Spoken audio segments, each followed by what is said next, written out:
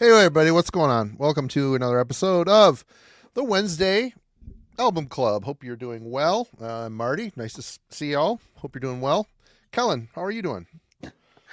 Jumping in hot here. Let me first Coming in let hot. me know if I'm okay. I wanted to see if I got a new camera and it's helping out with any of the effects, but I failed on attempt number one. We'll keep it rolling here. Yeah, I'm doing well. Thanks to everyone who jumped in to watch on Monday for the Havakuna review. Yeah. That once again, yeah, Marty did a great job editing it, and I had a great time sitting down with Alan and talking about a really solid record here in 2025. Couldn't be there, unfortunately. We were doing practice things, so. All good, all good. But so things have been going pretty well here in Lexington. I got out of the snow for the first time in 2 months, so it's been nice here. It's like 50 today. Felt like it was middle of summer. But for things I've been listening to, spent some time in Finland this past week. Me too, a little bit. But kind of a classic from a band that we had covered here previously on Album Club. This is their first full length, From the Shadows, Unholy. And then from here, kind of moved into some more recent ones, covering when we did the more recent Album Club. People were chatting about this what we were talking about, but this is Swallowed's Lunatarial. This was pretty wild death metal record, but this is their last one. There was a short-lived project from the early 2010s. This has been since reissued on Dark Descent, but it's a wild ride. And then this project here, I guess they started, or part of the members are from the States, but then moved later to Finland. But this is Maveth with Coils of the Black Earth. Oh, man. Great record. It's a great record, yeah. Daniel Corsueta artwork, who also did, I think, the Perdition Temple artwork that Jim brought to Album Club at one time. Anyway, but cool. Some Finnish death metal this past week. Over the weekend, I might get something recorded here. There's been like that spend some time going over your collection or get to know your collection better sort of thread. A new project's been formed by former members of Spawn of Possession, but I pulled an old Spawn of Possession project out, or album out, called Noctabulent from, I think, 2007. Their new project's called like Retromorphosis or something, but I haven't touched this one in a while, and this I may sit down and put together that video this weekend. But so that's what I've been spinning. Right on. Good to see you. Logan, hello. What's up? How you doing? Reverend Marty, hello, and my fellow brothers out there. It's Mardi Gras season down here. There's heathens everywhere. It curdles my blood, but I've got my Eucharist with me tonight. So Nice. But I guess I'm messing up. My official band of the Mardi Gras season is I Hate God. So, I'm doing it all wrong. I saw these guys. She doesn't have any beads. Anyway, go ahead. Well, they're going to throw She it hasn't to her, earned them Marty. yet. This is how it works. You say, throw me something, then you do something. Oh, then yeah. you give She's you waiting to beads. catch Yeah. it. Yeah. Give me... Arms outstretched. Yeah. No shirt on. Boom. She's just waiting. Yeah, I saw these guys live here this past Friday. Phenomenal show. It's made me go on a giant, just I Hate God kick, all their albums and stuff. Pick up some of their later albums that I just haven't gotten. This is their most recent one. A History of Nomadic Behavior came out in 2021. And then this is their self-titled back in 2014, I believe this came out. So, I mean, nothing new to report. It's like mean, sludgy riffs with a hardcore vocalist shouting over it. It's awesome, awesome stuff. Good amount of blues in there as well. So, NOLA, sludge royalty.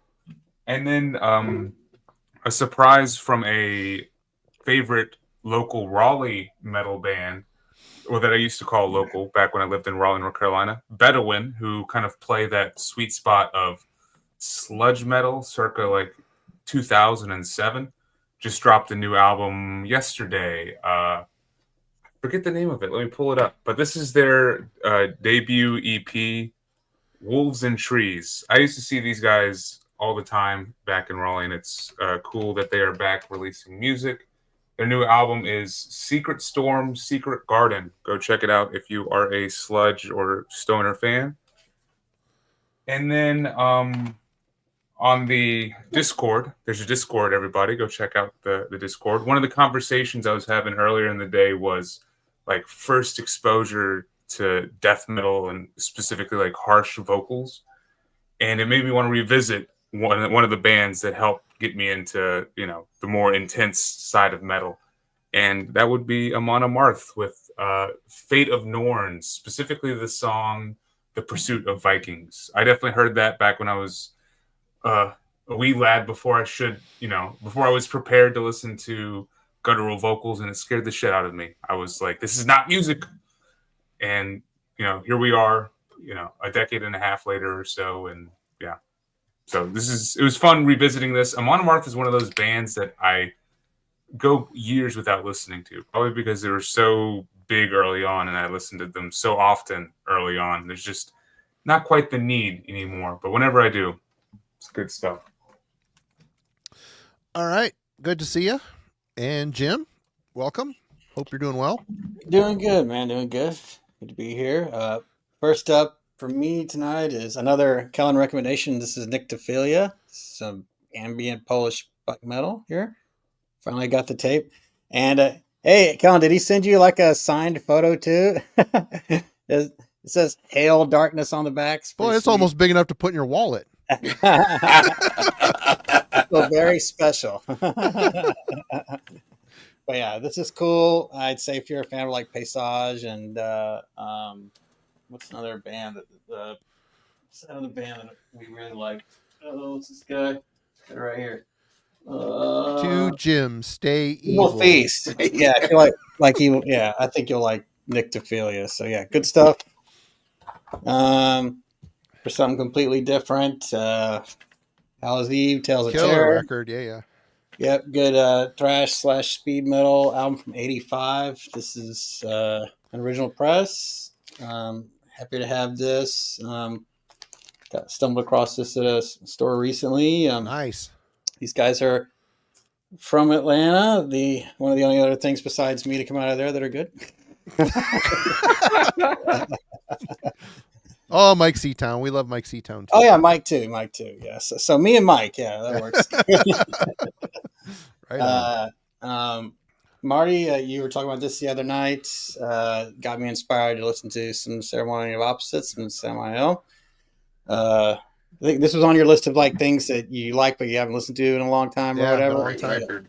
Yeah, such a great record. I'm glad you reminded me to put this back on. And so stoked about that. And I guess that's one more thing, I guess. Yeah. So my brother, I told Kellen about this. He got a Macintosh amp to go with his Cornwall speakers, and we blasted this the other night. Some good old Megatherion, super loud, shaking the walls.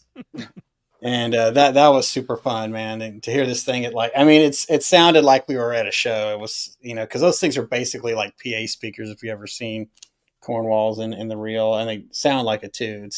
They're not like really bassy type speakers. They're just like real like mid and like just big sound. It sounds like that's what he was looking for, was like a live sound. And it was great to hear this that loud and without distortion either. It was just like ripping the paint off the walls. So anyway, sounds really good, really loud. Of course, we all know this already. So yeah, and that's what I'm spinning this week.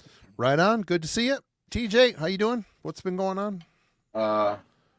Nothing. All I've done this week is listen to this. Yeah. That's it. I did listen to was it Inculter? Yeah. Morbid Origin 2023 Norwegian thrash band. It's not bad. Not bad. But other than that, I have just been embraced in the arms of the Conduit and preparing myself tonight to bring you all over to the feast. All right. Well, yeah, like TJ, I've been utterly suffocated by this record. I mean, when I got it, I listened to it a ton and broke away from it. Now, this week, that's all I've been able to listen to. Although the kid did want to check out, God damn it, we listened to this today, the new Majestica powertrain. This isn't showing up all that well. Screw it. Majestica, second Majestica album. Actually, it's their third. They had a Christmas album. Tommy from Sabaton left the band, and now he's just doing Majestica. Great power metal from Sweden. And thanks to Alan and Kellen's review that came up Monday, I realized I never heard of Have a Krunu or however you say it. So I checked out the new album a little bit, but I listened to the one with the horse on it and the one with the two kings stabbing each other this week. So it's a band that I've missed somehow, and thanks to those guys, I've been come around on it. So definitely going to be checking that out a little bit more this week. But today we're here to talk about the 2023 release by Boise, Idaho's by Fire and Sword. This is their debut full-length album, Glory. The band has also put out an EP before that called Freedom Will Flood All Things with Light. And a little bit of info about the band is they don't really have a wiki page. So, two members. They started off as a band, and now I think they're just down to two. You've got Tom Newby, the Reverend, Jeff Young, I think that's his name, brother Jeffrey are the two main guys. Jeffrey does all the music and the programming, and the Reverend does all the vocals and the singing, or all the lyrics and the singing. I think the lyrics.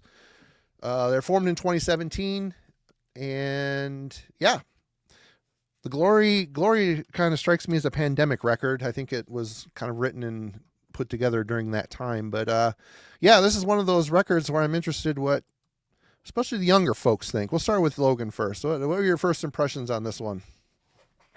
Oh man, yeah. So I guess my full first impression with this would be, I did end up with a copy of Freedom Will Flood All Things with Light a bit over a year ago before I heard Glory, and this immediately surprised me, and I was just like, oh, what the hell is this? I've never heard a band do this kind of take on, traditional, the new wave of traditional heavy metal. Before this is entirely new and interesting to me, but it's a gimmick. Like, you're only going to pull it off the shelf for like kind of a gimmick listen and be like, oh man, look at this guy. He's like literally preaching at me. And there's a track on here called Exorcism where he's literally like yelling at spirits in the room to, be banished. And I don't know, it's a fun listen, but it does not quite have the same impact of this full length right here. So admittedly, going into Glory, I was a little hesitant, and that was actually why I hadn't checked it out, because I just didn't think a band could pull off a full-length version of the sound right here. 50 minutes of gospel hymns and banging someone's head over with the Bible of the Conduit. I just didn't think it could be interesting or exciting for the full duration of the time. And so yeah, I went in kind of thinking that there was a hurdle I was going to have to jump over to enjoy it, and really on first listen, the lyrics and the choruses were the centerpiece. I was taken aback by how just center the choruses are. They're very like hyper melodic and the focus of a lot of the songs. But I was also immediately taken by the change in tone of the lyrics and how they're almost a bit more cynical and a bit like, they seem like they're actually trying to have an impact on the listener versus just being like a gimmick. There's an actual bigger message, I think, here. I was also impressed that the guitar performance sounded like a step up as well. So it was interesting first listen, but I wasn't sure if it would actually end up clicking with me or not after the first spin. Right on. Kellen, how about you? So I heard as a Bandcamp listen back in 2019, the EP, and I really dug it. There is a little bit of like, what the hell is going on here? When you first listen to this. But just going back, I revisited the EP and Testify. And I really like the song A Diligent Hand off that EP. And I was spending a lot of time with like new trad stuff. So it just kind of felt locked in step. And when I saw that, they'd signed to No Remorse, which is a label that's putting out a lot of new trad stuff now. Here's a full length. I actually heard this album and kind of, I think there is a decided shift in the EP versus the full length. In terms of some of them, Logan's mentioning the songwriting, the melodic side of this, I think takes a turn versus the EP. And I kind of listened to it and thought, you know what? This is kind of not piquing my interest the same way the EP did.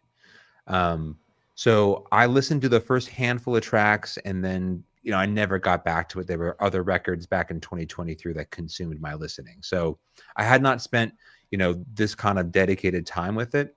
So to hear TJ pull it back out and be like, hey, we're listening to this. So I know, Marty, you had brought it up and you enjoyed it.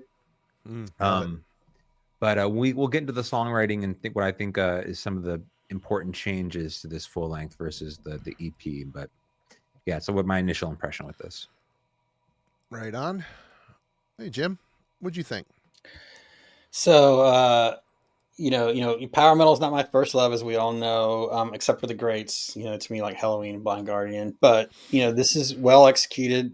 I thought the music's really strong, really tight, great riffs, solos, good drumming. The bass is audible and has good sound.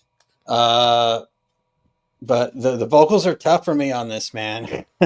Yes, lyrics are great. I love the cult folk focus, but this very like lilting, easy kind of like singing from the throat and not the diaphragm kind of vocal. Like it's very tough for me to take in metal. It's like how the Ghost guy kind of sings through his sinus passages. It doesn't sing from his diaphragm. There's no push to it. And so it's really hard for me to listen to this, you know what I mean? And not feel like I'm listening, other than the music, metal, you know what I mean? So, catchy. Yes. Is he talented? Yes. You know what I mean? But is this style for me vocally? It's really, really a tough sell for me. And, I almost feel like, take this guy's voice, put it in front of like a pop punk band or something like that. Yes. You're gonna have in my notes, cheating off my notes for sure. Yeah. I mean, I wrote the same thing. I was like, take this guy's voice, put it in front of a pop punk band, and you've got like if in the late '90s, early 2000s, like the next Blink 182 or something. But I really don't like that stuff. Yeah. So, that's, that's a very subjective thing to say, you know what I mean? Because it's a style thing, you know what I mean? So it's not for me, but is he good at what he does for what it is in that box? Yes. You know what I mean? He's control of his keys, got great vibrato. He's got good range, but this sitting atop metal is very difficult for me to kind of accept. Well, for me, I can't remember who sent this to me in the VC, but someone sent me this. I listened to it a few times, liked it, but I don't know how I ended up getting put onto Glory. I might have seen a YouTube video, someone talking about it. I don't remember, but bought this from their Bandcamp page, and I listened to it over and over and over and over again. And I can understand 100% what Jim is saying about the vocals, but for me, I like the music that Jeffrey is putting forth. Really good, really solid. It builds on simplicity, but with unshakable melody lines. So there's a lot of room for the vocals to work. And vocally, I'm going to say this. People aren't going to agree with me, but it's fine. I hear ICS Vortex. I hear mixed with Karen Carpenter. And I hear a lot of Karen Carpenter and ICS Vortex's vocals as well as on his solo album Stormseeker. It isn't necessary. He brings more of a masculine energy to that vocal style, but there's a freedom and playfulness in his cadences and the harmonies he chooses. And I hear like a 70s playfulness in it, and I love it. It turns on a nostalgia switch for me. And I think it was important for the lyrics on this album to be legible, essentially, and they are completely clear. And where the music may lay off on the earworms, the vocals step up and really sell the choruses. I love it. I love the freedom of it. I think it's just atypical. I think it's unique, and I think it's a lot of fun, and it really, really adds to the impact to me of this album. Really, really sells. It's a earworm after earworm for me. But I can see how people wouldn't. It'd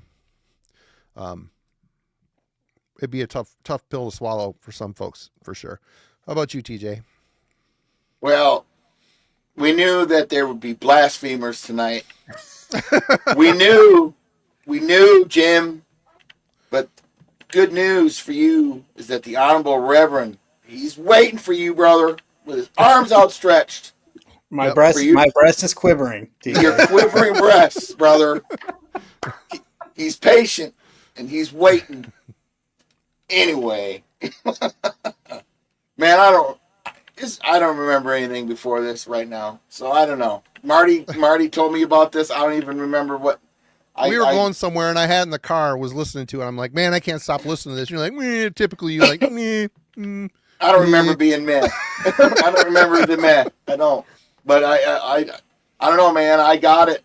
I ordered it right away, and I when I first got it, I spun the living shit out of this until I had to put it down, and then I haven't listened to it for a while. And Marty and I tossed the idea about bringing it more than once, and it's on my list. Yeah, it's not anymore, but it is. Yeah. And I felt that the Conduit was calling, and the time was right, and so here we are. Thanks, Tony. Thanks. Anyway. So, but yeah, my first impression of this, I don't know. I don't remember. I just remember Marty had it. I know that I've been listening to it ever since. I love this record. We'll get into the other, we'll get into all the stuff that Jim's wrong about a little bit later. But for now, I suppose I have to read this question.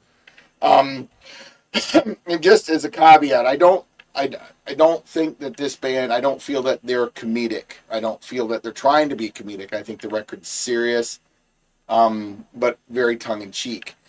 But my question has to do with parody and comedy and humor, and we've seen our share of it in music and bands over the decades. Anthrax, Steel Panther, Tenacious D, of course, Weird Al. And, of course, the countless good time porno grind bands, Gutalax, et cetera, et cetera. So as a fan, when it comes to a good tongue-in-cheek themed band, does it put you off? Is it a mood thing? Are you ready for the yuck-yucks as the band brings the thunder? And again, I don't think that By Fire and Sword are being comedic by any stretch. I would say, and I brought this up in the Discord, I would posit that the themes here and the lyrics in this are as dark as any satanic band, really, when you consider what they're kind of presenting. Even though I think it's more of a shot across the bow to televangelists and people that prey on people that have sincere faith.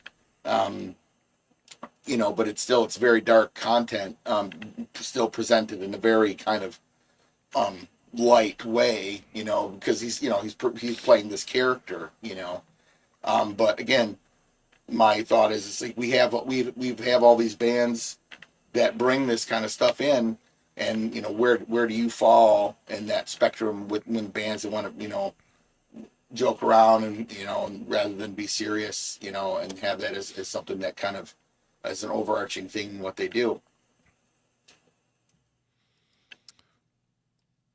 Logan? Honestly, this is a good question, something that I've thought about a bit, and it's just like, what do you do with a gimmick band kind of question? Or that's kind of how I'm interpreting it, but a gimmick band maybe that's focusing more on the humorous side of things. And I gotta say, I'm pretty picky, I think, and I think we probably all are, and it's probably just tailors to, your sense of humor or like what your other interests are outside of metal. Like obviously, there's some gimmicks and jokes that are just gonna fall flat on their face, Like, of course, growing up, Weird Al was an obvious like hit out of the park. Probably one of the first musical acts I ever listened to. But that literally is just more of a joke than like the actual music. I mean, it's like an actual parody. Getting into other gimmicks, bands like Necrogoblicon or Ailstorm, Eskimo Callboy, all these like more modern day just gimmick bands, they very much fall flat in like one note, and they don't really bring much unique stuff to the table. And like, why are you visiting the album outside of like a whoopee cushion gag or like a prank or something? Like that's the musical equivalent, I feel like. But then at the same time, there's this gimmick band called Trappist, which they only sing about craft beer, and that's their whole album is just a concept album about drinking craft beer. And I own like multiple copies of it over there, and I really enjoy it because it is something that relates. And let's not even get to like a big portion of stoner metal. You could say there's gimmicky feel, gimmicky characteristics about some of those bands. How many bong smoking mammoths are there out there? There's a whole bunch. I do think there's a shelf life where there's a certain like you're not going to reach for these kind of albums all that often. It kind of limits how much you can actually enjoy outside of like the setting that you would enjoy that joke more or less. I will say that by Fire and Sword, and like this album especially, initially approaching it, I was approaching it like one of those bands I already mentioned, where this is like going to be kind of a gimmick listen. Like I'll probably enjoy it a little bit artistically, but I don't think I'll be able to gain too much out of it besides, he sounds like a crazy Baptist preacher guy. But upon further diving into this album, I think they offer something more than just a joke, which can really broaden their chance of airplay, for me. So. All right. Kellen. So I'll actually push back a little bit on the premise of I don't hear this as a joke at all. Check my caveat in the question. Again, yeah. I'm not presenting this question to label by Fire and Sword as comedic by any stretch, but because of the parody that they make, with the image that they present, they're drawing from this whole kind of, cult persona, and so to me, it's reminiscent of the other bands that present, they give you, like I said, like, Anthrax has their moments and Steel Panther and whatever, right.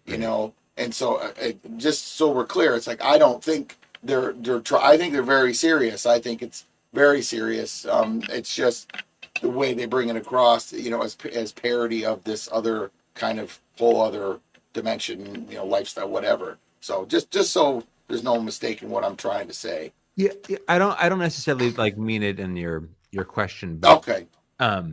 Like just did like Steel Panther or Municipal Waste, they're looking at sort of genre motifs or genre themes and just sort of making satire within that sort of genre context. I hear their music lyrically specifically as criticism of religion. And that, I think, because it's sort of married to these sort of lighter vocals or more sort of almost pop oriented elements within the songwriting, it ends up feeling at times like, because it's lighthearted, when I actually think, songs about a church or a reverend who's manipulating people in order to sort of coerce them into belief, like that is an indictment on religion. And I hear that as the satire within the context of the band. Mm-hmm. So what I think often took me aback when I first listened to them, though, was this sort of call and response happening between, the reverend and the rest of the band, and like how he's not necessarily singing by any means. He's literally preaching. And that was very strange to hear within a heavy metal context like that. So that's where I kind of got, was confused initially. It's the lyrical concepts to me, though, if you spend a little bit more time with them, right? You could say that they sort of share the same characteristic that we were talking about when we did Trouble. They're Christian lyrics in that regard, but I also think they're sort of ruminations on parts of religion that are ultimately dark in character or work well within heavy metal in the sense that they are sort of looking at biblical aspects that are sad, depressing, manipulative, etc. So I actually don't have too much of a problem with this band, and I think the more time you spend with them, and to Marty's point, this band, the clarity of the lyrics are essential. If you are not holding on to that, you kind of miss the concept. And I think it's for the criticisms that I do have for this record and this band as a whole, I actually think that the lyrical concept and how they're delivered in terms of the vocal sort of reverend and, the rest of the flock sort of back and forth is one of the more unique aspects of this band. All right, Jim. So yeah, I would say by and large, it's tough for me. It's tough for me when, like, tongue in cheek, irony, whatever you want to call it, is sort of like the conceptual focus of a band. At the same time, I will agree with Marty that these guys taking the cult approach and the cult leader approach, it is very unique. Like conceptually, to kind of like not go with the standard satanic stuff and all that. It was a risk on their part, and I think that they pull that off. And it comes across as like a very entertaining listen. Lyrically, for that reason. But what tends to happen to me with bands, outside of the evil realm, which to me I take like most satanic lyrics, maybe outside of Venom, as bands that are really more just anti-religious, less so than like, truly like, kneeling in a pentagram with candles around it, though some do. It kind of wears, it doesn't hold my interest. If there is like a conceptual focus that's done, for the sake of irony, like it doesn't really hold my interest. So, by and large, I think it can pull me in maybe, initially, but will I be returning to that band or that record a lot afterwards? No, not really. I want to feel something. And, most of the time my humor is not done when I'm listening to music. It's watching a movie or stand up or something like that. So, I think, we got a lot of different opinions here about how serious or not serious By Fire and Sword are. I think they're serious about their music. I think they're serious about being, different and unusual. But I don't think they're serious about, it's the cult thing is definitely, Reverend Tom Jones. I mean, he's not being serious. You know what I mean? There is some humor there. There's a tongue in cheek flair there, and there's nothing wrong with that. But, but that particular focus for me, isn't something that's going to be a strong pull for me for a repeated listen. So, my tendency is to stay towards more of the kind of aggressive bent, and in that world of aggression and dark emotions and stuff like that. That's what's going to pull me in, though. Of course, it could be argued, singing about a cult. I mean, there's a lot of darkness to that. People like, giving over their entire lives, their money, their reputations, distancing themselves from their families. I mean, that's pretty dark stuff, right? Like there. Jim Jones had convinced his entire camp to drink the Kool-Aid and kill themselves. Right. I mean, right. it's the power of faith can be wielded as a weapon, a very Yeah. serious and frightening weapon. And there's some religious organizations that we sort of accept right now that are just as like dark, in terms of how they react to people leaving the flock. I mean, like Scientology. Yeah, Scientology. Yeah. I personally know people who've left Jehovah's Witnesses and their family stopped talking to them. Yep. Yeah. And, entire family stopped talking to them, like, because they chose to leave that church, which to me is crazy. I don't think you should ever stop talking to your brother or sister or wife or daughter or son because they don't share the same religious views as you.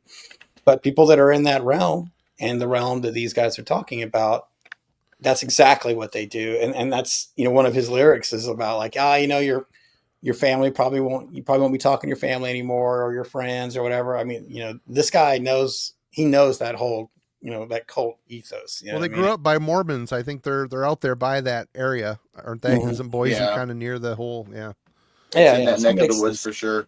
But yeah, just closing, going back to TJ's question. Yeah, for me, if that's the focus, it's a tough sell for me. Like you will never see Attack of the Killer Bees in that stack behind you. Right. No. And I'm humor for me in music is a tough sell. I do like Tenacious D. That I can take a little bit differently because it's not metal. It's just solid. I wish they were a serious band. But then again, would they be as popular if they weren't, different? And I don't know where Devin said, I should have tagged it, but he said once the joke takes over the music, then it's a problem. Yeah, I mean, Anthrax would be silly. Some bands just get silly sometimes. And if the music's good enough and the bulk of their material isn't silly, then it's good. Guar, they're kind of an exception. They're more of a spectacle, although their albums are typically decent, if not good. Some of them are good. But yeah, in the context of this, I mean, the thing of it is, the funny thing is, when you first get into this band, I thought this is a Christian band. I heard this EP, I'm like, oh, Christian band, okay, cool. Checked them out, liked them. They present Christian, even in their look. You know what I mean? And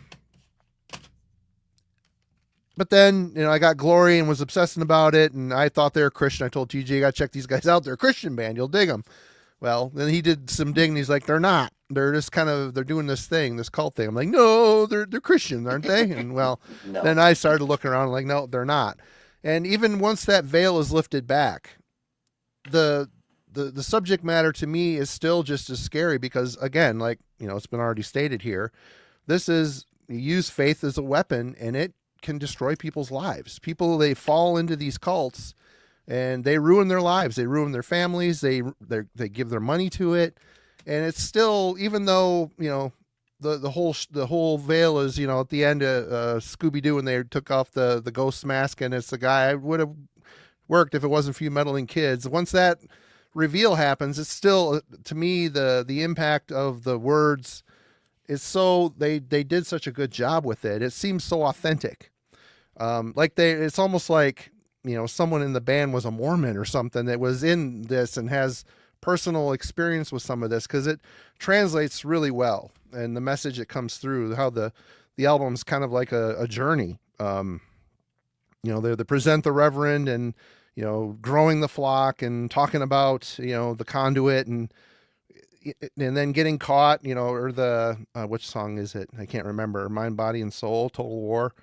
Kind of seems like the Reverend is called out a little bit. I didn't read the lyrics. I just he gets into the whole, you got to, what you got to do, what you got to give up to follow, what you got to sacrifice. He gets into how you can't let anybody tell you that there's anything wrong with what you think about this, that you believe. It's in the lyrics, like, don't let anybody tell you you're crazy.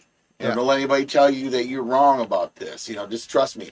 So it's it's very they from the interview that I read, neither one of them were necessarily brought up anything. I think they just really managed to really kind of conjure this, and you do enough researching and spend the time and talented enough, they wrote some really really epic shit. But even though like Ghost, the big reveal of that it was leaked who the members were. Yeah. Again, that band is such a spectacle, and I mentioned Ghost because I've heard people say that Ghost, that remind them of Ghost. By Fire and Sword reminds them of Ghost. And then I'm not a Ghost guy. I heard their first album, didn't care for it, didn't pursue it, don't care. And then to hear, I watched a video where he mentioned Ghost in one of his influences, and I guess it's catchy. It's a little more accessible because of the simplicity of it and the melody. So much melody on this thing. It's so mature and well done, but because it's so melodic and hook driven, it could appeal to a wider audience. You know what I mean? But even though I think you watch the videos that they put out since Glory, there's like a Christmas themed one. Right. It seems like they're kind of leaning into the silliness a little bit more. But still, there's a creepiness to it because it looks like it's shot with a VHS camera. It has a churchy, weird, low production. It's silly, but on the same token, it's still fucking creepy. It's still like, ooh, it's got a swarth yuckiness to it. But I don't know. I don't know if I answered your question, TJ. But what do you think on your own question here? Well, for me, when I was younger, like Jim brought up Killer Bees. It was one of the reasons why I didn't like Anthrax when I was a kid, is because all I really would see is all that silly shit. And when I was a kid, it's like, if it wasn't hard and fast and serious and just like, whatever, if I, perceived it to be stupid, I was like, oh man, that's dumb. But then, and at the same time, I would listen to like MOD, which again was ridiculous, but I felt like it was serious. To me, it just... Billy, yeah, I know. I was actually serious. I know. Well, it's serious in the sense of the way they were presenting what he was doing. What Billy would, it just, the delivery was different, I guess. It just didn't feel like a joke to me when I was a kid. And, growing up, and it's like, listening to stuff like, so Sly mentioned Steel Panther. It was a talented band. Their shtick is hilarious. I think it's hilarious. They're out there just doing that whole 80s thing. Unabashedly, unashamedly, kind of bringing all that up, conjuring all that nonsense, and it's cool. But I would never, you will never find one of those in here. I will never spend money on that stuff. I'd go see them though. They'd be fun to go see. I would go, see. Yeah, sure. But again, it's not. So for me, it's kind of it strikes a lot of different things. It's whether it's my mood or the way it's delivered. We went and saw Weird Al. When I was a kid, I thought that was the dumbest. I thought Weird Al was ridiculous. I didn't care about any of it. And my kid, growing up, he decided Weird Al's great, and he bought tickets, and he went. We got to go see Weird Al. And I'm like, fine. And I had the best time ever. I mean, it was just the best damn show. He worked his ass off up there playing all that ridiculous crap. It was great. And I still, bought a T-shirt, spent $100 on T-shirts. Ridiculous. But again, I won't spend money on that stuff. But going to see it as a spectacle is great. But then, like Tenacious D, I buy their records. If you read the interviews, and you and I, Marty, we've said this, like, if they were just serious, if they're serious. And other people say the same stuff to them. And Jack Black says, well, we are serious, but that's just, and then we like, well, yeah, that's because that's what they are. And I'll spend money on their records, and I think their stuff is great. So it's, I don't know. I guess it really just depends on how something comes across to me. Like with Glory, it doesn't come at me like it doesn't, it's obviously tongue in cheek. I mean, the first time I listened to them, like, because Marty's like, I think they're Christian, and I'm just like, no, this is not.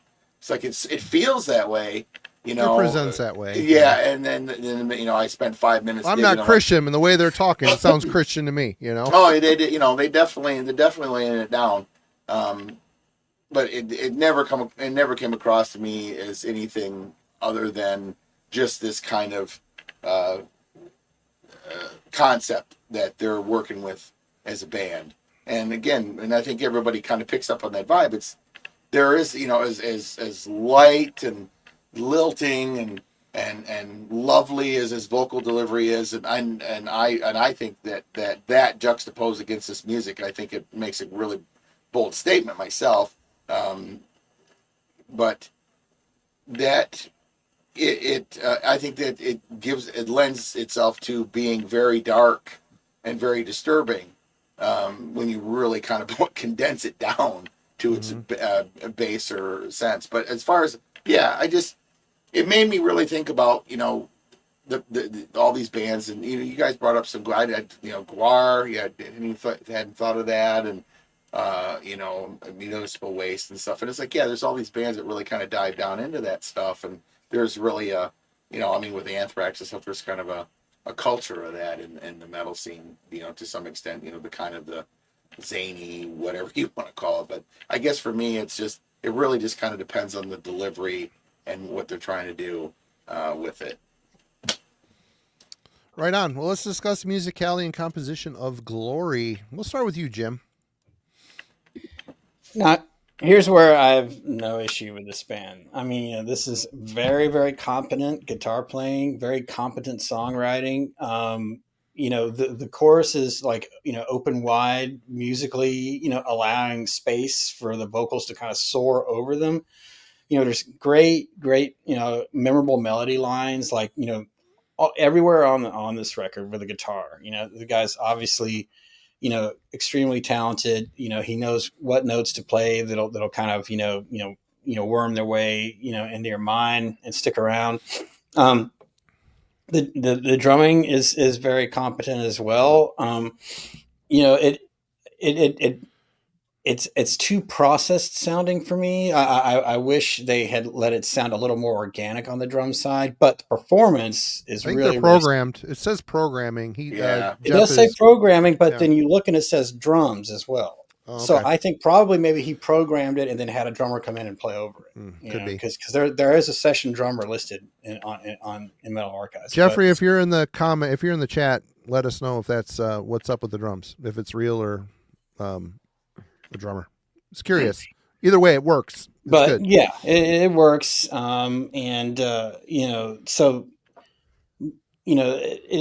very, there's a lot of good sort of tempo shifts, slower songs that pick up. There's mid tempos there, from a musical perspective, there isn't like a straight sort of sound, that you can kind of just get bored of. There's enough variety here to keep you intrigued, even if you just kind of focus on the music, which, my last several listens, that's kind of what I tried to do. I was like, all right, I'm going to, the guy's a competent singer. It's not my style. He's competent. I'm going to kind of focus on the music. And that's where I think that my enjoyment album really comes from is really the music, because it's just very, very solid. They know how to, write like sort of a melodic buildup that will crescendo in ways, and then pull back, let a lead come down, or maybe even go a little bit further, give them time to do that sort of that preacher manifesto thing for a minute, and then jump right back in, and then, kind of go for it. It never really has like a headbanging kind of a feel. It's just more like, you're taken for a ride. You're taken on a journey. We're gonna Pied Piper you along. Which is obviously all intentional. With them. Following the Reverend and by extension the Conduit into bliss or whatever. So that's songwriting that starts out, grabs you on the chorus, opens wide, the clouds part, very memorable, brings you back down to earth, let's learn a little bit more, and then let's feel the spiritual euphoria again in the chorus. it all works here. It all works. It all makes sense. And delivering on what their intention is, that was completely accomplished here. These are talented musicians, that know how to express an idea, to embrace it, and push it forward, on an album that completely aligns with what you expect when you read like the lyrical content. So yeah, man, musical and composition, these guys, or maybe just a couple of guys with some session musicians, do a really great job. They know exactly what they're doing. I haven't heard Wield and Woe. I'm interested to hear them. I gather that's a little bit more of a serious project. That'd be interesting. It's obsequiae worship. I've Yeah. heard. I don't know. It's like super melodic, sort of folky black. Yeah. Black. Okay. Castle metal. Yeah. Yeah. Yeah. Well, that's cool. There's nothing wrong with that. No. I love obsequiae. So I mean that's no surprise to me. As really refined as the guitar playing is on this record, I'm not surprised that he can pull off some obsequiae worship. But there's hints. There's a couple songs with like this really triumphant twin guitar lines that start a song off. It's like, wow, that's really majestic sounding. He's got it in him. Yeah, and I don't think this would be the same band without that singer. And he really kind of brings home the cult leader feel and everything. But it's just it's so kind of pop sounding for me. Again, it just kind of just pulls me out of it. But if you're into that kind of thing, if you can kind of like take that with the metal and fully embrace it, then nothing wrong with it. What about you, Kellen? So I heard the first the EP, and I think there's a little, like, when I listen to that, I hear a whole lot more sort of early 80s metal, like Dio's second record, a little bit more of an American heavy metal sound. There's a good amount of like rolling double bass on this that reminds me a little bit of the European sound in terms of its power metal. And that's just like the bass that's happening underneath, right? Like, let's just completely remove the conversation with the vocals and the lyrics. So on this one, I do hear a little bit more of like a European power sound overall. But I think that's sort of your baseline in terms of what to expect, which is to Jim's point about like competency and understanding sort of the basics of how you write like classic heavy metal. I think we covered Sumerland. It's a little bit of that world for me as well. There is, Jim's point about diversity, like I think the fourth track, which is the Tap Into the Conduit track, Tap the Conduit, that one almost opens with a really sort of modern doom touch. The melody on that, immediately the callback was like, where did I hear this recently? And I was like, oh, it's Chemist. Oh, it's Paul Bear. Like, that's the cue for me, which was an interesting, it's a modern sense of doom, but it was familiar. And I think for people who are fans of this band, it'll be a familiar sound. The instrumental here, where I went there was the Orden Ogan, like, where it's kind of like a heavier, down-tuned kind of metal. He cited them as an influence as well, which warmed my heart a little bit because I love Orden Ogan. I'm sure you got out all your cardboard swords and had a good time. Slayed my dog dressed up like a dragon. Yeah. Exactly. So I do think that turn towards a little bit more of a European influence is important here. With some like additional, like, there's a few tracks that offer up greater diversity. I probably want to get to this point though regarding, Jim brought this up early with the vocals. Right, the songwriting dynamics with the lyrical contributions. I love the reverend preacher side of this. Mm-hmm.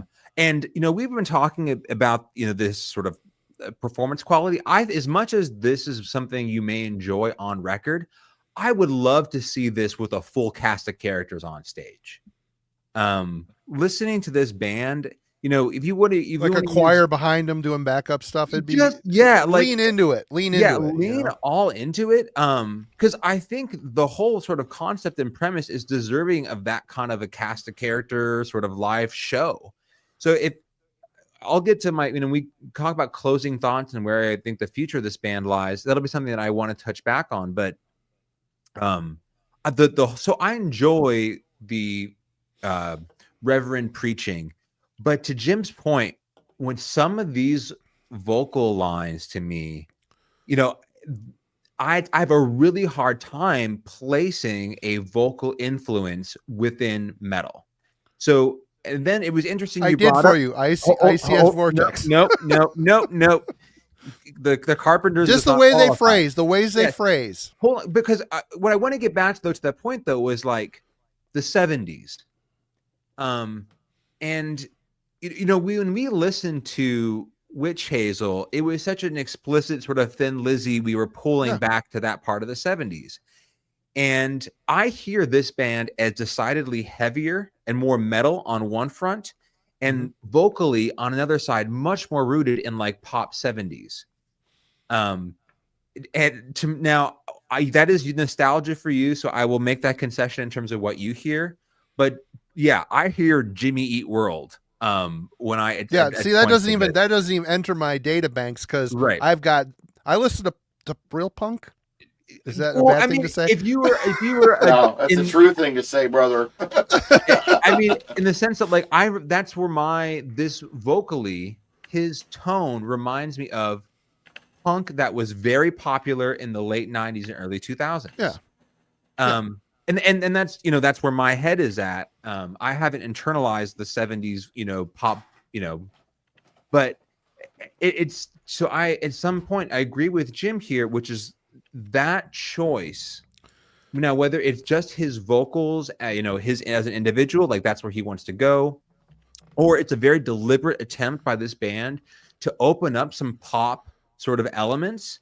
Like it's just a stylistic choice, and it's going to love it or leave it kind of deal. And ultimately it may be a decision that the band favors over time. And this will come into my closing thoughts again. I think it makes them stand out in a wave of bands that want to be Iron Maiden. Sure. And or whoever. And I do think at some level it probably takes a little bit of an artistic chance in doing so. They know they're going to alienate a good amount of metal fans when they go for this sort of style. I don't know who they attempt to recruit, but at some level, I think they deserve some credit for trying something different and owning it. You know, for Jim and I, like, it is kind of like I cringe just because it doesn't sync up well for my taste within this music. But I do think, to their credit, like they're one of those bands you immediately recognize them when you hear them. I don't have to think twice about who I'm listening to when they play. So I think as much as I may criticize this band for having that component, it's something that I think also is worth noting in their favor. Yep. Logan. They've got a unique identity in a saturated scene for sure. Yeah, I mean, man, Kelly, you definitely hit on some points. I structured it also like talking about the EP initially, and they grew a lot from the EP. To me, this sounds a little bit more like what other bands in the new wave of traditional heavy metal scene were doing, just like instrumentally speaking. Like the whole gimmick of the Reverend and the concept behind it is unique, but like instrumentally and like the focus of it, you know, could definitely fall in a bunch of other bands that have popped up within the past 10 years or so.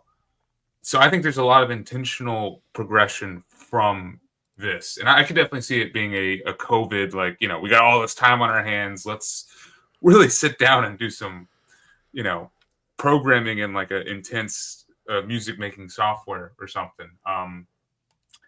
To me, instrumentally speaking, like I want to touch on that first. Yeah, the guitars are ratcheted up, and I think for me, I'm just hearing a bit more of a modern sound. You know, I definitely agree with the chemists thing. In fact, that's on in my notes on the track, the feast. Actually, that's when that opening guitar line, it sounds note for note just like Above the Water by Chemist, which was on the Hunted that we covered. Totally.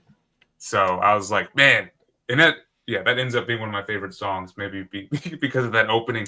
But then there's these like really intense chugging guitar lines and how they do the production on the bass and the drums. They ratchet that up a little bit, and it causes the music to have a lot more power and push as it builds up to the choruses and as it builds up to these epic moments that they want to have as the centerpiece. And you know, I almost hear a bit more of like a metalcore, hardcore, like guitar chug at times, you know. But I did listen to a brief interview with the guitarist, and he said he was actually taking influence from Eternal Champion and some of these more like epic, you know, current metal bands that are really focusing on riff work and epic guitar moments. And he really wanted some of these songs to have that like dynamic of speed into just an epic guitar line, like, you know, Tithe. That's mainly the track I'm referencing, along with the instrumental. So yeah, the guitar work I think is a step up for creating a commercial piece like Glory. There is a lot of keys on here, and it's not just keys; it's like literal church organs, which I'm buried. floored. They're buried, sadly. Yeah, we'll get into the production. Maybe I'm glad they're buried. I didn't have any issue with we'll get into the production, but like, I just thought it was cool that they could go from being like an ambient, like, you know, world building piece of the music to something that's just like following at breakneck speed with the guitars, and you hear the guitar, and then you hear like these orchestral like keys going like, you know, right along with it. I enjoyed the elements of the synthesizers and the church organ, the reverend's organ, the reverend's pipe. The other big focus, I mean, the lyrical nature and the whole concept behind it is what makes this album to me. You know, it's what separates it from the flock. It's what puts it up on the pedestal and makes it worth interesting. Like, even if you might not click with it, I think it's worth checking out just to, you know, be able to say like, oh yeah, I recognize that band. Because you're not going to forget a band with a character like the Reverend Jim Jones and, you know, all the other stuff that comes along with it. And yeah, I think that gimmick, and I still think it is kind of a gimmick because they're dressing up, they're wearing a disguise or whatever, and literally pretending to be a part of, you know, the cult. But it's made more by the actual message of like the sinister overtone of people who do join, you know, cults, and it happens often. Some of these songs were like too relatable, and I know we've had people in the chat mention their own living situations and stuff, which, you know, this album brought back very heavily. And I definitely, in some of these songs, it felt like I was in conversations that I've had or just overheard in the past with, you know, with people, friends and family that were very much into certain styles of religion that others were not, you know. So it's interesting. And then I think the message and like the feeling of it, like the lyrics and the delivery is so sickly sweet. It sounds sinister. It's like, I'm gonna steal Brandon, who's in the chat. He called it like the Pied Piper. You know, that's a good example of it. Yeah, it's sinister and predatory in nature. Yeah, and there's even like precious moment. The vocals are precious sometimes. It's like soothing and precious, like he's trying to calm people down, and like he's kneeling down, like patting someone on the wrist and being like, Marty has drank the Kool-Aid, y'all. Hey, the Kool-Aid tastes good sometimes, you know. I don't know, but and I do think it works as a concept album of someone being like first introduced with this, you know, religion, the Conduit, having a little space in their soul, and then by the end of it, they're cutting out family members and friends and boom, that's it. They've isolated themselves effectively from the world. So I think that is partially what brings the album all together and is the most important part. To finally weigh in, I think with the vocal delivery, we probably just hear what we're most familiar with. I fall into the Ghost camp. I hear the Tobias, like the very soothing, because he's going for a very similar and probably pulling from the 70s as well, but he's going for a very similar Totally. Yeah. cadence and like soft and quiet, like religious tone with some of his lyrical performances. And I definitely hear that from here. So no matter how you slice it with the final judgment, I think this is a unique delivery and a unique presentation on Glory. Something worth checking out, at least for that. Great comment, Sunday. They appeal to your emotions. It's a devious art, and this singer pulls it off well. I agree 100%. All right. TJ. Well, I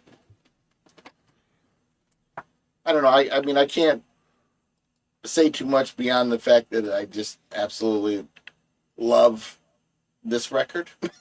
So it's breaking it down as far as the musicality and composition.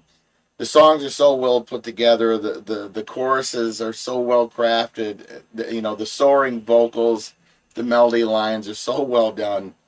And I have to disagree with Jim. I feel like, to me, when I hear these vocal performances, I do hear power in his voice, but his voice is so subtle, and he's trying to evoke mood.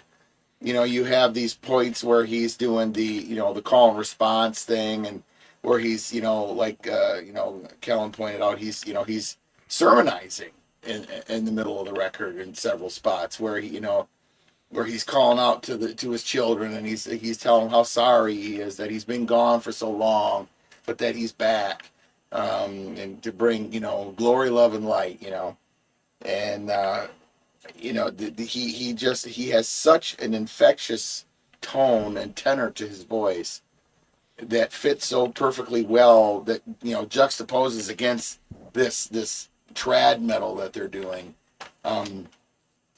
I just can't imagine it being anything else. If there was somebody up there,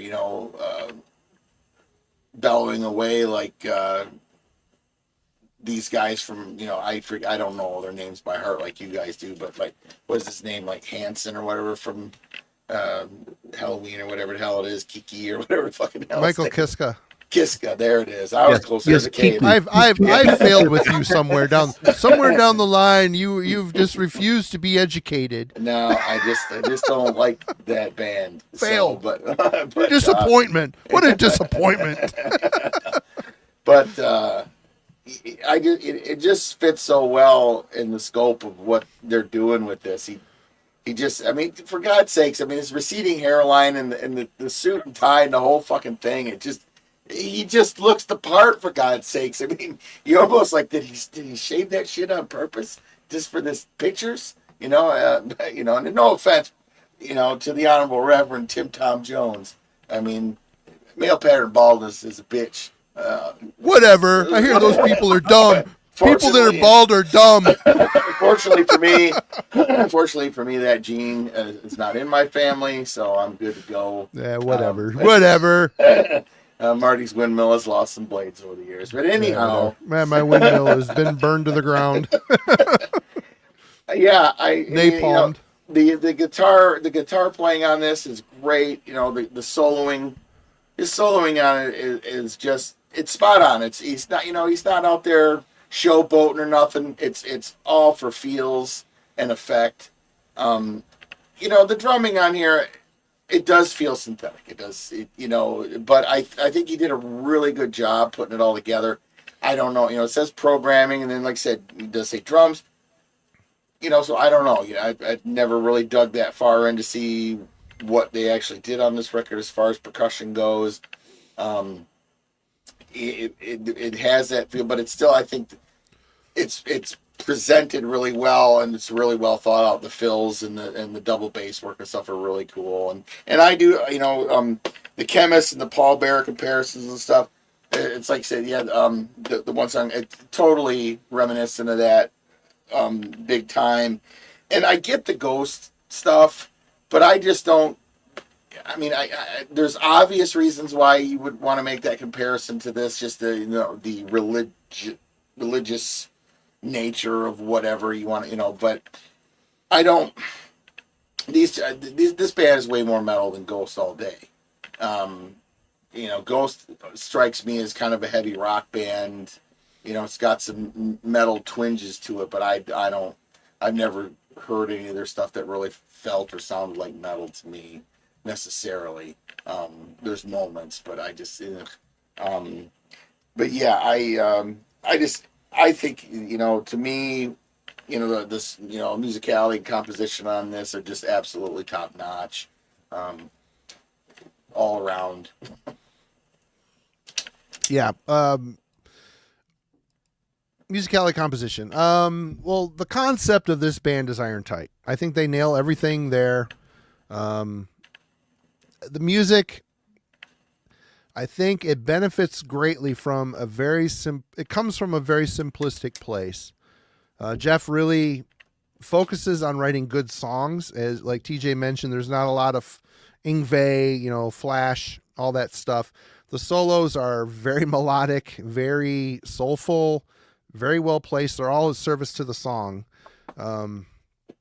Certainly he has a style. There's a formula here. It's very, I think this is where people start to think that it might be a bit more accessible leaning because of the structure. It's very verse, chorus, or verse, pre-chorus, chorus. Occasionally there'll be a music break, but there's, the sermonizing over the top of it. Again, they really always appeal to the concept perfectly, but the music is just, I just see, I watched a few little videos off their YouTube channel, and Jeff just seems like a mad scientist in his room, writing these killer riffs. It for me on the album, the slower songs are the big payoff. Some of the deeper cuts on this album are just absolutely fantastic, but I really like the pacing of the record. He really, the dynamics, there's good mix of speeds. They're not all a bunch of fast songs. And when we say fast, there's no blast beats on this. There's just some more rolling double bass on occasion, some palm muted crunching type stuff.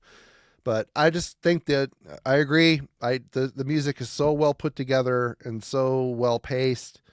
And then, the Reverend's vocals are just icing on the cake for me. It just really takes an already solid foundation and elevates it to something that stands above their peers. I think, like, Kellen mentioned, there's so many bands vying for space in this realm, and somehow this band from Boise kind of did it. And it's kind of King Diamond syndrome. People are either going to love or hate the vocals. And thankfully I love the vocals. I think they're one of the standout points of this band. And it bums me out. I mean, we got 30 some people in here, which is awesome. Cheers, everybody. Bigger, more popular bands get more people. And this is a band that I wish when we come away with this conversation at the end of the night that people go check it out, because, sometimes it's fun to have fun, as Alan said once, or someone said once. And this album to me is just, there's so much, it's fun, but there's moments where it's sad. There's moments where it's uplifting. It's just a weird mix of emotions on this album. And that to me is a sign of a well-written, conceptually airtight album. But let's talk about the production. Did everybody have a turn? I've been jumping around there. Let's fuck up this guy's pour. Hey, it's your turn, Logan. You're muted. Yeah, sorry, I was muted, but Marty decided to put me on. Production. Yeah, shit. Where am I? I think the production is the secret. Thank you. Is one of the secret weapons of this album. Just because compared to the production on this right here. Yeah, it was a big step up. Like, so the issue with this is, like, you can't necessarily hear the lyrics when he's off sermonizing and, like, preaching the good word of the Conduit as well. It sounds a bit muffled. Everything sounds a bit muffled. It needs to be as pristine and as clean as possible, I think. And the production definitely carried that theme onto here. I guess I didn't have issue with the where everything fell in the mix. Like I thought the organs and the keys and everything was fine, and maybe because I didn't want them to be any higher up in the mix. I'd rather them be like something you have to focus on, something that you will notice, upon repeat listens, and if you like really diving in versus like the forefront of the sound. Like I enjoyed the fact that the guitar was still really the driving force in the instrumental sections and pieces, Um the bass I think is also pretty well produced. Like it comes Yeah. off pretty clean and upfront in the mix. And I'm impressed with where it falls, and I think it helps to make this album heavy when it wants to be heavy, and it helps to push forward some of those bigger moments that this album has to offer. No issues with the production. It's clean enough for the sermon to come through loud and clear. And cheers, Marty. Sorry. Kellen. Yeah, so let's talk about the organ. So my reference here, if you're going to go with an older band, is Uriah Heep, if you have an organ in it. And like the more modern reference for me would be within a power metal context would be Powerwolf. Because they also use a lot of organ, and they also have their own little shtick going, singing about werewolves and everything. So the fact that they did not put the organ a little bit more forward in the mix, it left me kind of wanting that. I would have enjoyed a bit more prominent voice there from the organ. To their credit, though, I think one of the biggest things is this is first and foremost like a metal record musically or instrumentally. And as much as we've talked about the vocals and lyrical content, they don't dominate the mix to the point where the rest of the band is sort of swallowed up. Yeah. So I think, it was interesting that sort of there's enough clarity. You can make up all the lyrics. You get all the sort of vocal dynamics going in and out of song structure, but it's still that all the key instruments that you would need for an essential heavy metal record are clear enough. It's interesting. I initially, when I was listening to this, did not think of them being programmed drums. And then, in the hour leading up to the show, I just wanted to double check and look at the liner notes that were published online, and it had programming on there.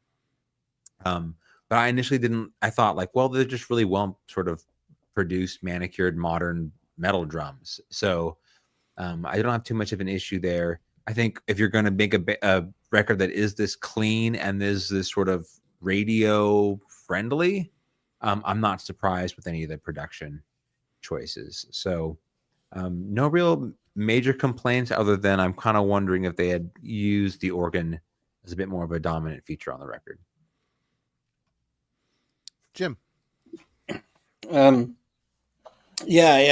little conflicted about what's going on with the drums, since Metal Archive says they had to use a session drummer, but it says programming too by the guitar player. So I don't know. Either way, I would have liked a little less of a processed sound with the drums. Whether or not your drums are synthetic, they don't have to sound synthetic these days. You've got plenty of plugins and plenty of things that you can do in recording software to kind of make them sound, have a little bit more flesh and bones on them. And so I would have appreciated that some, just a little too perfect sounding for me.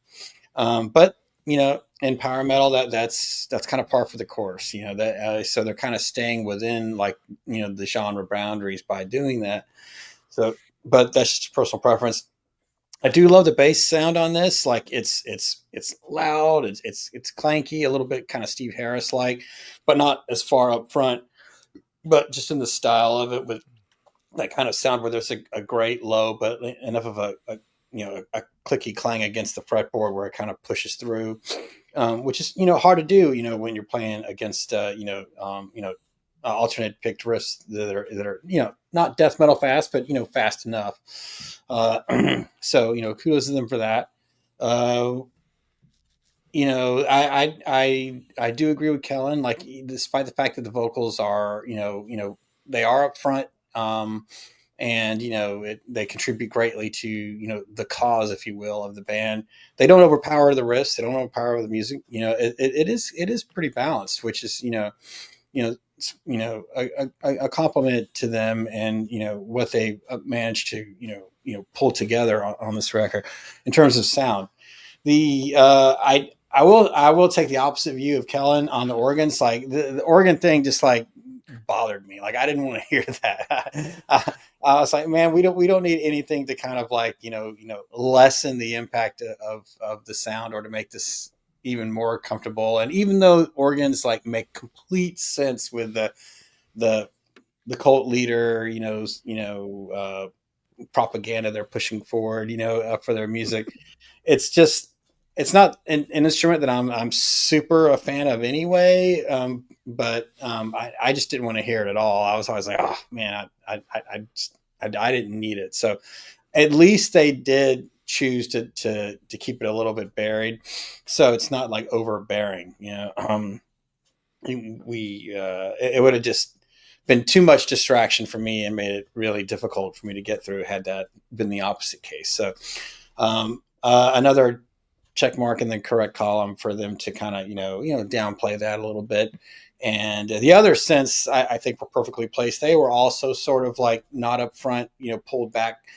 But I think in favor of letting the riffs breathe, that was a good choice. That's what I wanted to hear. I wanted to hear the guitars. I wanted to hear what they were doing. I think they're the most, propellant aspect of this band. So, anything that didn't detract from them, was a win in my book. So, overall, it's a really, really great production for this style of music. Just kind of wish the drums were a little more organic sounding. TJ.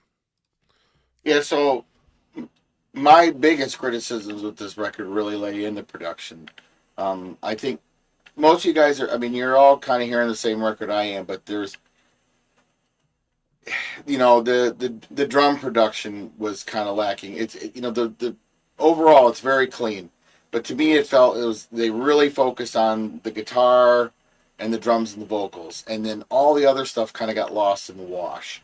The bass, it's there, but I just don't ever notice it because it is there. It's kind of pronounced. You can hear it quite well. But it just, I don't ever, everything else just seems to be so in front of it that I'm just not hearing it. The mix overall in this just seems flawed because there's all these little subtle things going on. The Hammond organ for one.